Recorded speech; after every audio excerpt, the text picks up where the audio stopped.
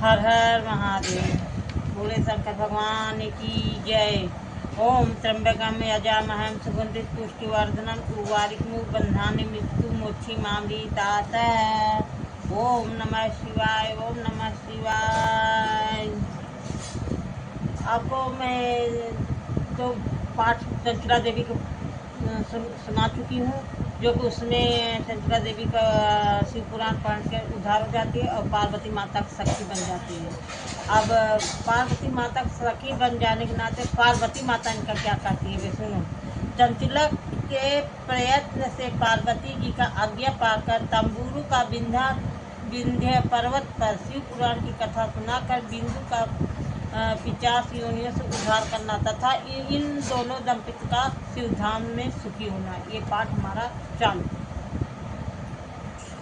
हर हर महादेव। सूत जी बोले, सौनक, एक दिन परमानंद में निमग्न हुई चंचला ने उमा देवी के पास जाकर प्रणाम किया और दोनों हाथ जोड़कर वह उनकी स्तुति करने लगी। चंचला बोली, अब पार्वती से चंचला बोल रही है। गिरजा राज नंदनी स्कंद माता उमे, मनुष्यों ने सदा आपका सेवन किया है। समस्त सुखों को देने वाली समभूतिये आप ब्रह्मस्वरूपिणी हैं। विष्णु और ब्रह्मा और देवताओं द्वारा सेव्य है। आप ही सगुणा और निर्गुणा हैं तथा आप ही सूक्ष्म सच्चिदानंद स्वरूपिणी अध्या प्रकृति हैं। आप ही संसार की सृष्टि, पालन और संहार करने वाली हैं। तीनों गुणों का आश्रय भी आप ही है। ब्रह्मा, विष्णु और महेश्वर, इन तीनों देवताओं का आवास स्थान तथा उनकी उत्तम प्रतिष्ठा करने वाली पराशक्ति आप ही है। जय माँ दुर्गे माता। चंचला देवी कितना स्वभाव से प्रेम से माँ पार्वती को प्रसन्न कर रही हैं प्रार्थना करके। सूत जी कहते हैं, सौनक, जिसे सद्गति प्राप्त हो चुकी थी वह चंचला इस प्रकार महेश्वर पत्नी उमा की स्तुति करके सिर झुकाए चुप हो गई। उसके नेत्रों में प्रेम के आंसू उमड़ आए थे। अब तब करुणा से भरी हुई शंकर प्रिया भक्त वत्सला पार्वती देवी ने चंचला को संबोधित करके बड़े प्रेम से इस प्रकार कहा। अब माता जी सुनकर प्रसन्न हो गई है तो चंचला देवी से वो पूछ रही है, पार्वती पूछ रही है। वो पार्वती बोली, सखी चंचुले सुंदरी, मैं तुम्हारी की हुई इस स्तुति से बहुत प्रसन्न हूँ। बोलो क्या वर मांगती हो? तुम्हारे लिए मुझे कुछ भी अदय नहीं है। तब चंचुला देवी बोली, निष्पा गिरजा राजकुमारी, मेरे पति बिंदु इस समय कहाँ है? उनकी कैसी गति हुई है यह मैं नहीं जानती। कल्याणमयी दीन वत्सले, मैं अपने उन पति देव से जिस प्रकार संयुक्त हो सकूं वैसा ही उपाय कीजिए। महेश्वर महादेवी, मेरे पति एक शूद्र जातीय वेश्या के प्रति आसक्त थे और पाप में ही डूबे रहते थे। उनकी मृत्यु मुझसे पहले ही हो गई थी। न जाने वे किस गति को प्राप्त हुए हैं। गिरजा बोली, तब माँ दुर्गा ने बोली, बेटी, तुम्हारा बिंदु नाम वाला पति बड़ा पापी था। उसका अंतकरण बड़ा ही दोषित था। वेश्या का उपभोग करने वाला वह महामूढ़ मरने के बाद नरक में पड़ा अगणित वर्षों तक नरक में नाना प्रकार के दुखों भोगकर वह आत्मा अपने शेष पाप को भोगने के लिए विंध्य पर्वत पर पिशाच हो गया, यानी राक्षस हो गया, भूत हो गया है। इस समय वह पिशाच अवस्था में ही है और नाना प्रकार के कलेश उठा रहा है। वह दुष्ट वही वायु पीकर रहता है और सदा सब प्रकार के कष्ट सहता है। सूत जी कहते हैं, सौनक गौरी देवी की यह बात सुनकर उत्तम व्रत का पालन करने वाली चंचला उस समय पति के महान दुख से दुखी हो गई। फिर मन को स्थिर करके वह ब्राह्मण पत्नी ने व्यथित हृदय से महेश्वरी को प्रणाम करके पुनः पूछा। चंचला देवी पार्वती से पूछ रही है, महेश्वरी महादेवी, मुझ पर कृपा कीजिए और दोषित कर्म करने वाले मेरे उस दुष्ट पति का अब उद्धार कर दीजिए। देवी, कुत्सित बुद्धि वाली मेरे उस परमात्मा पति को किस उपाय से उत्तम गति प्राप्त हो सकती है, यह शीघ्र बताइए। आपको नमस्कार है माँ। तब पार्वती ने बोली, तुम्हारा पति यदि शिव पुराण की पुण्यमयी उत्तम कथा सुने तो वह सारी दुर्गति को पार करके वह उत्तम गति का भागी हो सकता है। अमृत के समान मधुर अक्षरों से युक्त गौरी देवी का वचन आदर पूर्वक सुनकर चंचला हाथ जोड़कर मस्तक झुकाकर उन्हें बारंबार प्रणाम किया और अपने पति के समस्त पापों को शुद्धि तथा उत्तम गति की प्राप्ति के लिए पार्वती देवी ने यह प्रार्थना की कि मेरे पति को शिव पुराण सुनने की व्यवस्था होनी चाहिए। उस ब्राह्मण पत्नी के बारंबार प्रार्थना करने पर शिव प्रिया गौरी को बड़ी दया आई। उन भक्त वत्सल महेश्वरी गिरिज राजकुमारी ने भगवान शिव की उत्तम कार्तिका गान करने वाले गंधर्वराज तंबारू को बुलाकर उनसे प्रसन्नता पूर्वक इसी प्रकार कहा, तंबुरु तुम्हारी भगवान शिव में प्रीति है। तुम मेरे मन की बातों को जानकर मेरे अभिष्ट कार्यों को सिद्ध करने वाली है। जय माता दी। बुलाकर उनसे प्रसन्नता पूर्वक इसी प्रकार कहा, तंबुरे तुम्हारी भगवान शिव में प्रीति है। तुम मेरे मन की बातों को जानकर मेरे अभिष्ट कार्यों को सिद्ध करने वाले हो। इसलिए मैं तुमसे एक बात कहती हूँ, तुम्हारी कल्याण हो। तुम मेरी इस सखी के साथ शीघ्र ही विंध्या पर्वत पर जाओ। वहाँ एक महाघोर और भयंकर पिशाच रहता है। उसका वृतांत तुम आराम ही सुनो। मैं तुमसे प्रसन्नता पूर्वक सब कुछ बताती हूँ। पूर्व जन्म में वह पिशाच बिंदुक नामक ब्राह्मण था। मेरी इस सखी चंचुला का पति था, परंतु वह दुष्ट वेश्यागामी हो गया। स्थान संध्या आदि नित्य कर्म छोड़कर अपवित्र रहने लगा। क्रोध के कारण उसकी बुद्धि पर मूढ़ता छा गई थी।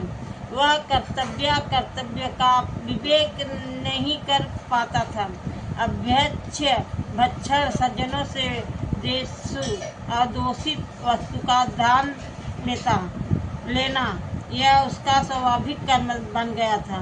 वह अस्त्र शस्त्र लेकर हिंसा करता, बाएं हाथ से खाता, दोनों को सताता और क्रूर पूर्वक पराए घरों में आग लगा देता था।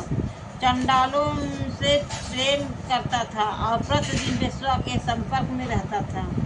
बड़ा दुष्ट था। वह पापी अपनी पत्नी का परित्याग करके दुष्टों को संग में आनंद ही मानता था। वह मृत्यु पर्यंत दुराचार में ही फंसा रहा। फिर अंतकाल आने पर उसकी मृत्यु हो गई है। वह पापियों के भोग स्थान घोर यमपुर में गया और वहाँ बहुत से नरकों को भोग कर वह दुष्टात्मा जीव का इस समय विंध्य पर्वत पर पिशाच बना हुआ था। वहीं वह दुष्ट पिशाच अपने पापों का फल भोग रहा है। तुम उसके आगे यत्न पूर्वक शिव पुराण की उस दिव्य कथा को प्रवचन करो और जो परम पुण्यमयी तथा समस्त पापों को नाश करने वाली है। शिव पुराण की कथा श्रवण सबसे उत्कृष्ट पुण्य कर्म है। उससे उसका हृदय शीघ्र ही समस्त पापों से शुद्ध हो जाएगा और प्रेत योनियों को परित्याग कर देगा। उस दुर्गति से मुक्त होने पर बिंदुक नाम पिशाच को मेरी आज्ञा से विमान पर बिठाकर तुम भगवान शिव के समीप ले आओ। सूर्य जी कहते हैं, शौनक महेश्वरी उमा के इस प्रकार आदेश देने पर गंधर्वराज तंबुरु मन ही मन बड़े प्रसन्न हुए। उन्होंने अपने भाग्य सराहना की। तत्पश्चात उस पिशाच की सती साध्वी पत्नी चंचुला के साथ विमान पर बैठकर नारद के प्रिय मित्र तंबुरु वेग पूर्वक विंध्याचल पर्वत पर गए, जहाँ वहाँ पिशाच रहता था। वहाँ उन्होंने उस पिशाच को देखा। उसका शरीर विशाल था, थोड़ी बहुत बड़ी थी। वह कभी हंसता, कभी रोता और कभी उछलता था। उसकी आकृति बड़ी विकराल थी। भगवान शिव की उत्तम कीर्ति का गान करने वाले महाबली तंबुरों ने उस अत्यंत भयंकर पिशाच को पांसों द्वारा बांध लिया तदंतर तंबुरों ने शिव पुराण की कथा बाँचने का निश्चय करके महत्युक्त तथा स्थान और मंडप आदि की रचना की। इतने में ही संपूर्ण लोगों को बड़े बेर से यह प्रचार हो गया कि देवी पार्वती के आज्ञा से एक पिशाच का उद्धार करने के उद्देश्य से शिव पुराण की उत्तम कथा सुनने के लिए तंबुरु पर्वत विंध्य पर्वत पर गए हैं। फिर तो उस कथा को सुनने के लोभों से बहुत से देव ऋषि की शीघ्र ही वहां जा पहुंचा। आदर पूर्वक शिव पुराण सुनने के लिए आए और लोगों को उस पर्वत पर बड़ा अद्भुत और कल्याणकारी समाज जुट गया। फिर तंबुरु ने उस पिशाच को पांसों से बांध कर आसन पर बिठाया और हाथ में बीड़ा लेकर गौरी पति की कथा का गान आरंभ किया। पहली अर्थात विंध्येश्वर संहिता से लेकर 7वीं वायु संहिता तक महात्मा सहित शिव पुराण की कथा का उन्होंने स्पष्ट वर्णन किया। सातों संहिता और सहित शिव पुराण का आधार पूर्वक श्रवण करके वे सभी श्रोता पूर्वक कृतार्थ हो गए। उस परम पुण्यमय शिव पुराण को सुनकर उस पिशाच ने अपने सारी पापों को धोकर उस साचित शरीर को त्याग दिया। फिर तो शीघ्र ही उसका रूप दिव्य हो गया, अंग कांति गौरवर्ण हो गई। शरीर पर श्वेत वस्त्र तथा सब प्रकार पुरोषित